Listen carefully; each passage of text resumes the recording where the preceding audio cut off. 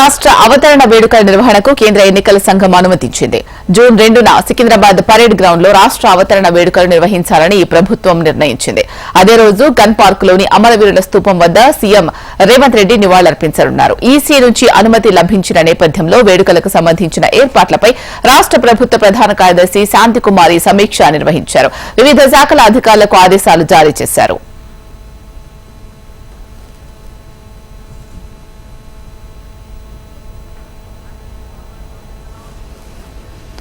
BRS హత్య రాజకీయాలు చేయడం దురదృష్టకరమని మంత్రి జూపల్లి కృష్ణారావు అన్నారు. శ్రీధర్ రెడ్డి హత్యపై బీఆర్ఎస్ నిరాధార ఆరోపణలు చేస్తోందని మండిపడ్డారు.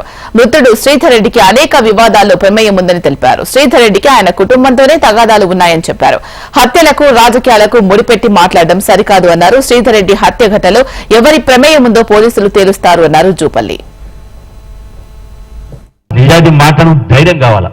నేను స్పష్టంగా మీరు ఇటువంటి ఆరోపణలు చేస్తే మరి గతంలో నా చరిత్ర మొత్తం రాష్ట్ర మొత్తానికి తెలుసు, మా నియోజకవర్గాల ప్రజలు ఇంకా బాగా తెలుసు. ఇండిపెండెంట్ గెలిచిన, ఆరోపణగా గెలిచిన, ఇటువంటి తప్పుడు పనులు చేస్తే ప్రజలు ఊరుకుంటారా? ఆ మాత్రం జ్ఞానం లేదా? అందుకని మీరేమన్నారు, సిబిఐ కాకపోతే జ్యుడిషియల్ ఎంక్వైరీ చేసుకోండి. అంత దూరం ఎందుకు?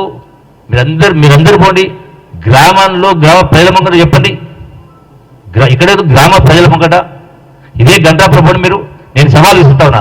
ఇదే కేటీఆర్ను, ఇదే ఆయనతో పాటు పోయినటువంటి వాళ్ళందరినీ కూడా ప్రవీణ్ కుమార్ ఇంకోరైనా ఇదే గంట్రాపు నా మీద ఆరోపణ చేసింది కదా. నిన్న ఎటువంటి ఆరోపణ చేసిందో ఇదే ఆరోపణ గంట్రాపు చేసింది కదా. మీకు ధైర్యము దమ్ము ఉంటే డైరెక్ట్గా గ్రామాలకు వెళ్ళి చౌరస్తాలు ఇవ్వండి. మీరు ప్రజల సమక్షంలో దమ్ము వేరు ఉంటే రేపు కూడా ఇదే లక్ష్మణలో ఏం జరుగుతుందో మనం వెయిట్ ఫర్ ది ఎంక్వైరీ. నోటిఫికేషన్లు ఇవ్వకుండా ఉద్యోగాలు ఇచ్చిన ప్రభుత్వాన్ని తాను ఎక్కడా చూడలేదని మాజీ మంత్రి కేటీఆర్ సెటర్ వేశారు. నోటిఫికేషన్లు ఇవ్వకుండానే 30,000 ఉద్యోగాలు రేవంత్ ఎలా ఇచ్చాడో చెప్పాలి అన్నారు. ఏడాదిలోనే 2 లక్షల ఉద్యోగాలు ఇస్తానని రేవంత్ మోసం చేశారని ఆక్షేపించారు కేటీఆర్. ఏం చెప్పిండు రేవంత్ రెడ్డి గారు? మొదటి సంవత్సరంలోనే 2 లక్షల ఉద్యోగాలు ఇస్తా. కేసీఆర్ కేవలం వాళ్ళ ఇంట్లోకి ఇచ్చుకున్న ఉద్యోగాలు, నేను 2 లక్షల మందికి ఉద్యోగాలు ఇస్తా అన్నాడు. నాకు తెలియక అడుగుతా, ఉద్యోగం ఇవ్వాలంటే, ఒక ప్రభుత్వ ఉద్యోగం ఇవ్వాలంటే మొదలు నోటిఫికేషన్ ఇవ్వాలి, తర్వాత రాత పరీక్ష పెట్టాలి, ఆ తర్వాత అవసరమైతే ఇంటర్వ్యూ పెట్టాలి, ఆ తర్వాత సెలెక్ట్ అయిన వాళ్లకు కాగితాలు ఇవ్వాలి, నువ్వు సెలెక్ట్ అయినావు ఉద్యోగం చేయాలి. మరి రేవంత్ రెడ్డి గారు చెప్తున్నారు నేను ఇచ్చేసిన ఉద్యోగాలను. రేవంత్ రెడ్డి వచ్చినాక నోటిఫికేషన్ ఎన్ని ఇచ్చిండు? ఎన్ని నోటిఫికేషన్లు వచ్చినాయి? మీరు నిజంగా గ్రాడ్యుయేట్స్ ఏనా? ఎన్ని నోటిఫికేషన్లు వచ్చినాయి రేవంత్ రెడ్డి వచ్చినాక? గాడిద గుడ్డు వచ్చింది, ఇప్పటికి ఇంకేం రాలే. మొన్నటిదాకా నెత్తి మీద పెట్టుకుని తిరిగి చూడు, గాడిద గుడ్డు అని ఒక గాడిద గుడ్డే ఇచ్చిండు. ఒక్క నోటిఫికేషన్ ఇయ్యలే. కానీ 30,000 ఉద్యోగాలు ఇచ్చినట్ట రేవంత్ రెడ్డి. నేను అడుగుతా ఉన్నా, ఇట్లాంటి చమత్కారం నేనెక్కడ చూడలే. రేవంత్ రెడ్డి లాంటి ఇంద్రజాలికుని నేనెక్కడ చూడలే. ఆయన కొత్త విధానం కనిపెట్టింది. నోటిఫికేషన్ ఇవ్వకుండా, పరీక్ష పెట్టకుండా ఉద్యోగాలు ఇచ్చే అద్భుతమైన ప్రభుత్వం కొత్తగా వచ్చింది. నేనైతే ఇలాంటి ప్రభుత్వం ఎక్కడ చూడలేదు. అధికారంలోకి వచ్చిన 6 నెలల్లోనే కాంగ్రెస్ నిజ స్వరూపం బయటపడిందని మాజీ మంత్రి హరీష్ రావు అన్నారు. 6 గ్యారంటీలతో అధికారంలోకి వచ్చిన కాంగ్రెస్ ఒక్క హామీని సైతం అమలు చేయలేదని విమర్శించారు. 6 నెలలైనా ఒక్క ఉద్యోగ నోటిఫికేషన్ కాంగ్రెస్ ప్రభుత్వం ఇవ్వలేకపోయింది అన్నారు. నిరుద్యోగ భృతి ఇస్తామని ఇప్పుడు చేతులెత్తేసిందని విమర్శించారు హరీష్ రావు. గ్యారంటీల అమలు విషయంలో మొద్దు నిద్రపోతున్న ఈ కాంగ్రెస్ ప్రభుత్వాన్ని మనం తట్టి లేపిన వాళ్ళమైతాం. బిడ్డను అమలు చేయలేదు కనుకనే నిన్ను ఓడగొట్టినమని వాళ్ళకి కళ్ళు తెరిపించాల్సిన అవసరం. ఇలా విద్యార్థులకు ఏం చెప్పారు? 5 లక్షల విద్యార్థి భరోసా కార్డు ఇస్తామన్నారు. అమ్మాయిలకు స్కూటీలు ఇస్తామన్నారు. భరోసా కార్డు లేదు, స్కూటీ ముచ్చట లేదు. నిరుద్యోగ యువతకు ఏం చెప్పారు? 4,000 నిరుద్యోగ భృతి ఇస్తామన్నారు. అంతేకాదు నిరుద్యోగులకు మెగా డిఎస్సి ఇస్తాం, 2 లక్షల ఉద్యోగాలు నింపుతాం, ₹1 ఫీజు లేకుండా మీరు దరఖాస్తులు పెట్టచ్చు అన్నారు. ఒక్కటన్నా అమలైందా? ఇలా ఒక్క ఉద్యోగ నోటిఫికేషన్ ఇచ్చారా? మరి ఏం చెప్పారు? నిరుద్యోగులకు 2 లక్షల ఉద్యోగాల జాబ్ క్యాలెండర్ ఇస్తామన్నారు. తెలంగాణ ప్రజలను కాంగ్రెస్ నేతలు మాయ మాటలతో మోసం చేస్తున్నారని బీజేపీ నేత ఈటెల రాజేందర్ అన్నారు. ఆగస్టు 15 లోపు రుణమాఫీ చేయడం సాధ్యం కాదని తెలిపారు. ఆర్ఆర్ ట్యాక్స్ పేరుతో తెలంగాణలో వసూలు చేసి ఢిల్లీకి తరలిస్తోందని మోడీ, అమిత్ షానే అన్నారని చెప్పారు. తక్కువ టైంలో ప్రజల చేత చీత్కరింపబడిన ప్రభుత్వంగా రేవంత్ రెడ్డి ప్రభుత్వానికి నిలిచింది అన్నారు. 6 గ్యారంటీలు 66 హామీలు 400 పైచెక్కు రకాల పనులు చేస్తానని చెప్పిన రేవంత్ రెడ్డి 6 నెలలకే ఎంచిపోయింది, 6 నెలలకే అవాస్తవాలైపోయింది. ఇంత తక్కువ టైంలో ప్రజల చేత చీకొట్టించుకునే ముఖ్యమంత్రి ఎవరు అంటే రేవంత్ రెడ్డి అని చెప్పి పరిస్థితి మీకు తెలిసిన గ్రామంలో అనేక సార్లు వచ్చిపోయిన గత పనులు ఏం చెప్పింది, రైతాంగానికి 2 లక్షల రూపాయలు నాకు చేస్తానని చెప్పింది. ఆయన చెప్పిన నీ జైలు సంబంధించి కూడా కాదు రేవంత్ రెడ్డి, నువ్వు తెలిసి చేస్తున్నావా ఈ సమస్య తెలియక చేస్తున్నావు అని చెప్పి అడిగిన, కానీ ఆయన పట్టించుకోలేదు. మొన్న దాకా ఆర్థిక మంత్రి పోయాడు, అంతకుముందు నేను ఆర్థిక మంత్రి ఉన్నా. 2 లక్షల రూపాయలు రుణమాఫీ చేస్తే సాధ్యతల్లా రాజీనామా చేస్తానని చెప్పి మన హరీష్ రావు గారు పరిగెత్తాడు. మన ప్రజలు నమ్ముతున్నారని చెప్పి పార్లమెంట్ ఎన్నికల్లో ఓటు రావని చెప్పి మనకు అబద్ధమైంది. దేవుడి మీద ఒట్టేసి చెప్తున్నా నేను 2 లక్షల రూపాయలు మాకు ఆగస్టు మాసాలు చేసుకుంటాను చెప్పి నేను బతికే ఉంటే ఆగస్టు మాసం వరకు. ముస్లింలలో పేదవారికి మాత్రమే రిజర్వేషన్లు అమలు అవుతున్నాయని కాంగ్రెస్ నేత షబ్బీర్ అలీ స్పష్టం చేశారు. సుప్రీంకోర్టులో పెండింగ్ లో ఉన్న అంశంపై ప్రధాని మోడీ, షా ఎలా మాట్లాడుతున్నారని ప్రశ్నించారు. ముస్లిం రిజర్వేషన్లపై మరోసారి మాట్లాడితే మోడీపై డిఫమేషన్ కేసు వేస్తామని చెప్పారు. ఇది మతపరంగా రిజర్వేషన్ కాదు, ఇది socially educationally and economically backwards వాళ్ళ గురించి ఇచ్చినాము. ముస్లిమ్స్ లో అందరికి లేదు, సయ్యద్కు లేదు, మొఘల్కు లేదు, పఠాన్కు లేదు, నవాయత్కు లేదు, షియాకు లేదు. అలాంటి 14 కమ్యూనిటీస్కే ఇచ్చినాం. మా దగ్గర 100 ఉన్నారు కమ్యూనిటీస్, అందులో ఓన్లీ 14 లో అది. ఏపీలో మరోసారి వైసీపీ అధికారంలోకి వస్తోందని పూర్తి విశ్వాసంతో ఉన్నామని మంత్రి బొత్స సత్యనారాయణ తెలిపారు. మే 9న విశాఖలో సీఎంగా జగన్ ప్రమాణ స్వీకారం చేస్తారని మరోసారి చెప్పారు. 5 ఏళ్ల పాటు ప్రజా అవసరాలకు అనుగుణంగా పాలన చేపట్టామని, సామాన్యుడు ఆర్థికంగా ఎదిగేలా చర్యలు చేపట్టామన్నారు. ప్రజలకు గుమ్మం ముందుకు పాలన తీసుకొచ్చామన్నారు.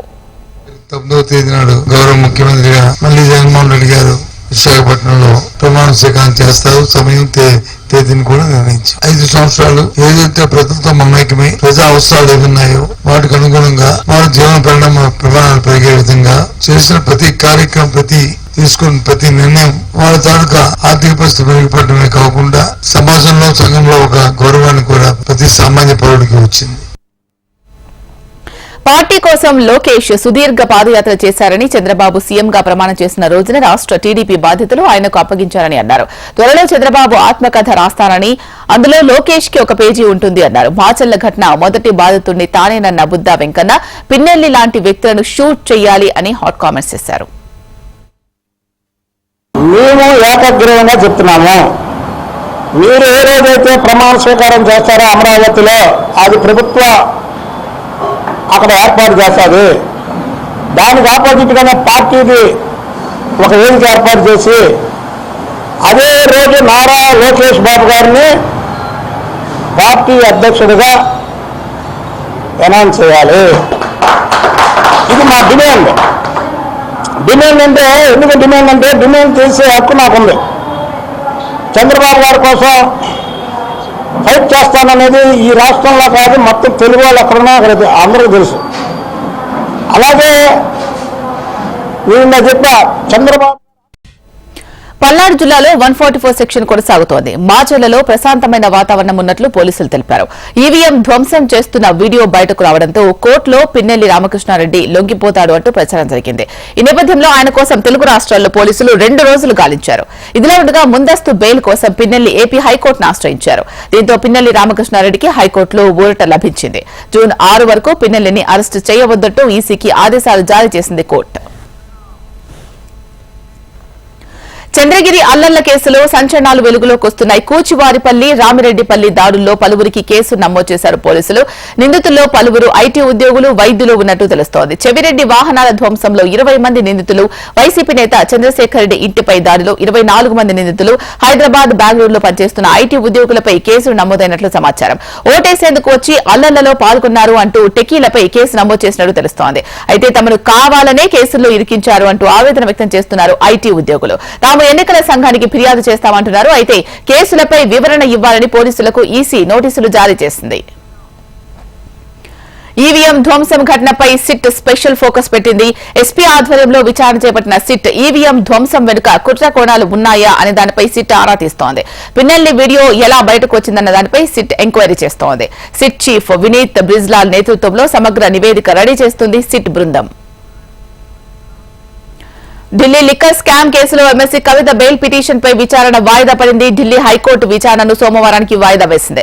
బెయిల్ పిటిషన్ పై ఈడీ కౌంటర్ దాఖలు చేసింది. మే 27న కౌంటర్ వేస్తామని, జూన్ 7న ఛార్జ్షీట్ దాఖలు చేస్తామని సీబీఐ వెల్లడించింది. ఆర్మూర్ మాజీ ఎమ్మెల్యే జీవన్ రెడ్డికి హైకోర్టులో ఊరట లభించింది. ఆర్మూర్ నియోజకవర్గంలో జీవన్ మాల్ కార్యకలాపాలు యథావిధిగా కొనసాగించాలని హైకోర్టు ఉత్తర్వులు జారీ చేసింది. హైకోర్టు ఉత్తర్వులతో జీవన్ మాల్ మల్టీప్లెక్స్ ప్రారంభమైంది. ఆర్టీసీ అధికారులు మాల్ కు తాళాలు వేశారు. కోర్టు ఆదేశాల మేరకు జీవన్ రెడ్డి మాల్ తెరుచుకుంది. ఈ నెల 16న జీవన్ రెడ్డి మాల్ ఆర్టీసీ అధికారులు సీజ్ చేశారు. 3,50,00,000 బకాయిలు చెల్లించలేదని ఆర్టీసీ అధికారులు మాల్ ను సీజ్ చేశారు. దీంతో మాజీ ఎమ్మెల్యే జీవన్ రెడ్డి కోర్టును ఆశ్రయించారు. కోర్టు ఆదేశాల మేరకు ఆర్టీసీ అధికారులు జీవన్ మాల్ ను ఓపెన్ చేశారు. ఒక కేసు నుంచి ఊరట లభించగానే బీఆర్ఎస్ మాజీ ఎమ్మెల్యే జీవన్ రెడ్డిపై మరోటి నమోదైంది. జీవన్ రెడ్డితో పాటు ఆయన కుటుంబ సభ్యులపై చేవెళ్ల పిఎస్ లో 6 సెక్షన్ల కింద కేసు నమోదు చేశారు పోలీసులు. భూమిని కబ్జా చేశారని జీవన్ రెడ్డిపై ఆరోపణలు ఉన్నాయి. దామోదర్ రెడ్డి అనే వ్యక్తి జీవన్ రెడ్డిపై పోలీసులకు ఫిర్యాదు చేశారు. అయితే భూమికి కాపలాగా ఉన్న పంజాబ్ గ్యాంగ్ దామోదర్ రెడ్డిపై దాడికి దిగింది. మాజీ మంత్రి మల్లారెడ్డికి మరో షాక్ తగిలింది. షామీర్పేట్ మండలంలోని బొమ్మరాసిపేట పెద్ద చెరువు ఎఫ్టీఎల్లో నిర్మించిన ప్రహరీ గోడను కూల్చివేస్తున్నారు. చెరువు ఎఫ్టీఎల్లో అక్రమ నిర్మాణాలు చేశారంటూ మల్లారెడ్డిపై ఫిర్యాదు చేయడంతో జేసీబీల సాయంతో చెరువులో నిర్మించిన ప్రహరీ గోడను ఇరిగేషన్, రెవెన్యూ అధికారులు కూల్చివేస్తున్నారు. సార్వత్రిక ఎన్నికలు చివరి అంకానికి చేరుకున్నాయి. దేశవ్యాప్తంగా రేపు 6వ విడత పోలింగ్ నిర్వహించనుంది ఈసీ. ఇప్పటి వరకు 428 లోక్సభ స్థానాలకు పోలింగ్ పూర్తయింది. 8 రాష్ట్రాల్లోని 58 లోక్సభ స్థానాలతో పాటు ఒడిశాలోని 42 అసెంబ్లీ స్థానాలకు సైతం ఎన్నికలు జరగనున్నాయి. 6వ విడతలో 11.13 కోట్ల మంది ఓటు హక్కును వినియోగించుకోనున్నారు. వీరి కోసం 1,14,000 పోలింగ్ కేంద్రాలు ఏర్పాటు చేశారు. Tomorrow is the polling for the 6th phase, which is spread over 58 parliamentary constituencies and across 8 states and UTs. And around 11.13 crore voters spread over 1.14 lakh polling stations. And on all polling stations, we have made arrangements for shades, shamianas, for water, for ORS, for doctors nearby, so that voters get full kind of facilities at the polling station. It will be an experience in itself to come. So it's our appeal, it's the Commission's appeal. Uniform civil code ను తీసుకొస్తామని ప్రధాని నరేంద్ర మోడీ పునరుద్ఘాటించారు. దేశంలోని ప్రతి పౌరుడికి ఒకే చట్టం ఉండాలి అనేదే తమ లక్ష్యమన్నారు. కానీ కాంగ్రెస్ యూనిఫామ్ సివిల్ కోడ్ ను వ్యతిరేకిస్తోందని ఆక్షేపించారు. ముస్లిం పర్సనల్ లా పేరుతో కాంగ్రెస్ షరియాకు మద్దతిస్తోందని దుయ్యబట్టారు. मोदी ने समान नागरिक संहिता का संकल्प लिया है. भारत का नागरिक भले ही वो हिंदू हो, मुस्लिम हो, सिख हो, ईसाई हो, बौद्ध हो, उसके लिए एक समान नागरिक कानून होने चाहिए. लेकिन कांग्रेस समान नागरिक संहिता का विरोध कर रही. బీహార్ ప్రజల్లో విద్వేషాన్ని నింపేందుకు అమిత్ షా ఇక్కడికి వస్తారని తేజస్వి యాదవ్ విమర్శించారు. అమిత్ షా మాటలను బీహార్ ప్రజలు విశ్వసించరు అన్నారు. అబద్దాలు, ద్వేషాలను ఇక్కడి ప్రజలు పట్టించుకోరు అన్నారు. 10 ఏళ్లలో బీహార్ కోసం బీజేపీ ఏం చేసిందో చెప్పాలని ప్రశ్నించారు. अरे अमित शाह जी केवल नफरत ट्रेंड करने आते हैं बिहार में, ये झूठ बोलते हैं. इनके झूठ पे बिहार के लोग फंसने वाले नहीं हैं. यहाँ झूठ का, नफरत का ट्रेंड नहीं चलेगा, यहाँ जॉब का ट्रेंड चलेगा. बिहार को क्या मिला? 10 साल से देखा नहीं। अब बिहार को क्या दिए? जरा कुछ दिया नहीं तो इधर उधर की बात कर रहे हैं। बताओ बिहार को विशेष राज्य का दर्जा क्यों नहीं दिया? బ్యాలెట్ పేపర్లతో ఓటింగ్ జరిగితే 24 గంటల్లోనే పోల్ శాతాన్ని ఇచ్చేవారు అన్నారు ఛత్తీస్గఢ్ మాజీ సీఎం భూపేష్. కానీ డిజిటల్ యుగంలోనూ 10 రోజుల వరకు పోలింగ్ శాతాన్ని ఇవ్వడం లేదని ఎద్దేవా చేశారు. పోలింగ్ బూత్ వారీగా ఓటింగ్ శాతం ఇవ్వలేమని సుప్రీంకోర్టుకు ఈసీ తెలపడంపై భూపేష్ ఈ వ్యాఖ్యలు చేశారు. जब आप मतपत्र में वोट डालते थे 24 घंटे के अंदर में निर्वाचन आयोग 70C के जो सूची है उसको जारी कर देते थे, सारे कितने वोट पड़े उसको जारी कर देते थे. आज इलेक्ट्रॉनिक यू है और इलेक्ट्रॉनिक यू है, आप कहते हैं मतगणना में ज्यादा समय लगेगा इसलिए हम बैलेट पेपर से नहीं कराते. और अब जब इलेक्ट्रॉनिक यू है तो निर्वाचन आयोग एक सप्ताह 10 दिन तक के आप బెంగళూరు రేవ్ పార్టీ ఆ రాష్ట్ర రాజకీయాల్లో ప్రకంపనలు సృష్టిస్తోంది. బెంగళూరును డ్రగ్స్ సిటీగా మారుస్తున్నారు అంటూ బీజేపీ ఆరోపించింది. ఉడతా బెంగళూరుగా మారుస్తున్నారని బీజేపీ విమర్శించింది. బీజేపీ వ్యాఖ్యలను కర్ణాటక హోంమంత్రి పరమేశ్వర ఖండించారు. రాష్ట్రంలో 100 కోట్ల డ్రగ్స్ స్వాధీనం చేసుకుని తగలబెట్టామని, డ్రగ్స్ ను కట్టడి చేసేందుకు చాలా కష్టపడుతున్నామని చెప్పారు. See, we are very hard on this. We don't spare anybody. And we have already declared, to see that Karnataka is free from all these drugs, and we are doing it. Hundreds of crores of drugs have been seized. We have burnt it, and we are continuously monitoring it. Many of the foreign students have been deported, and we are continuously monitoring their whereabouts. దేశ భద్రతా నిర్వహణపై ప్రభుత్వం గత 10 ఏళ్లుగా శ్రద్ధ చూపిందని జాతీయ భద్రతా మండలి సలహాదారు అజిత్ దోవల్ అన్నారు. ఇందుకు తాను ఎంతో సంతోషంగా ఉన్నట్టు వెల్లడించారు. ప్రతి దీపావళిని మన ప్రధాని దేశ సరిహద్దుల్లో సైన్యంతో చేసుకున్నారని గుర్తు చేశారు. I'm very happy, and I think all of us who are inside this room who have been involved with the national security matters will agree with me that last 10 years have been the years in which the government has paid very, very high attention to the security and management of our borders. There is no Diwali in which our Prime Minister has not gone to farthest frontiers of our country.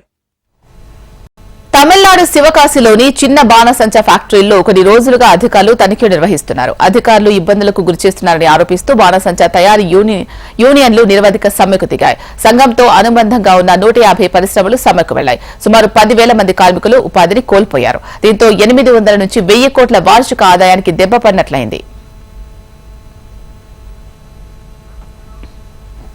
Bangladesh MP Anwarul Azeem అనర్ హత్య కేసులో సంచలన విషయాలు వెలుగులోకి వస్తున్నాయి. చికిత్స కోసం బంగ్లాదేశ్ నుంచి కోల్కతా వచ్చిన ఎంపీ దారుణ హత్యకు గురయ్యారు. ఈ కేసులో బంగ్లాదేశ్ నుంచి అక్రమంగా వచ్చిన ఒక వలసదారుడి జిహాద్ హవల్దార్ ని కోల్కతా పోలీసులు అదుపులోకి తీసుకున్నారు. ఒక మహిళతో సదరు ఎంపీని హనీ ట్రాప్ చేసినట్లు తెలుస్తోంది. హత్యానంతరం మృతదేహాన్ని మాయం చేసే క్రమంలో నిందితులు దారుణంగా వ్యవహరించారు. మృతదేహాన్ని ముక్కలుగా నరికి చర్మాన్ని ఒలిచేశారు. దుర్వాసన రాకుండా శరీర భాగాలకు పసుపు రాశారు. కొన్ని భాగాలను ఫ్రిడ్జ్ లో ఉంచారు. ఇతర భాగాలు ప్లాస్టిక్ కవర్లలో పెట్టి వివిధ ప్రదేశాల్లో పడేసినట్లు సమాచారం. ఎన్నికలు పూర్తి కావడం, వేసవి సెలవులు కొనసాగుతూ ఉండడంతో విద్యార్థులు పరీక్షా ఫలితాలు విడుదల కావడంతో ప్రముఖ ఆధ్యాత్మిక క్షేత్రం తిరుమలకు భక్తులు పోటెత్తుతున్నారు. కొన్ని రోజులుగా తిరుమల కొండపై విపరీతమైన రద్దీ నెలకొంటోంది. సామాన్య భక్తులు స్వామివారి దర్శనం చేసుకునేందుకు ఇబ్బందులు తలెత్తకుండా టీటీడీ కీలక నిర్ణయం తీసుకుంది. శుక్ర, శని, ఆదివారాల్లో వీఐపీ బ్రేక్ దర్శనం రద్దు చేశారు. ఈ 3 రోజుల్లో వీఐపీ సిఫార్సు లేఖలను స్వీకరించబోమని టీటీడీ ప్రకటించింది. ఈ మార్పును గమనించి భక్తులు సహకరించాలని టీటీడీ కోరింది. దేశీయ స్టాక్ మార్కెట్ సూచీలు ఫ్లాట్ గా ముగిశాయి. నిన్నటి భారీ లాభాలతో సరికొత్త రికార్డులు నమోదు చేసిన సూచీలు శుక్రవారం కూడా ఇంట్రాడేలో సరికొత్త గరిష్టాలను అందుకున్నాయి. సెన్సెక్స్ 75,636 పాయింట్ల వద్ద ఆల్ టైమ్ గరిష్టాలను తాకగా నిఫ్టీ తొలిసారి 23,000 దాటింది. ఆపై సూచీలు దిగువకు చేరాయి. అంతర్జాతీయ మార్కెట్ల నుంచి బలహీన సంకేతాలు ఇందుకు కారణమయ్యాయి. ఇంట్రాడేలో 7.65 పాయింట్ల నష్టంతో 75,410 పాయింట్ల వద్ద ముగిసింది. నిఫ్టీ 10.55 పాయింట్లు కోల్పోయి 22,957 వద్ద స్థిరపడింది. ఇవి ప్రైమ్ టైమ్ న్యూస్ విశేషాలు. చూస్తూనే ఉండండి హెచ్ఎం టీవీ. వార్త ఆగదు, నిజం దాగదు.